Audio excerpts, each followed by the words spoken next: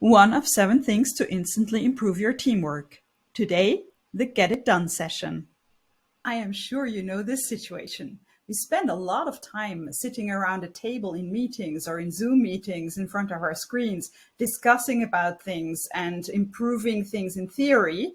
And then we go back to our home offices or to our corner offices to work on those things alone most of the time, only to come back to a meeting and discuss again without actually getting anything done. So wouldn't it be better to get more stuff done together and to finish things together? But how can we do that? It's actually super easy. It's called the Get It Done session. The whole team gathers for 2 to 4 hours and gets things done together once a month or more often. The benefits of this: lots of stuff gets done.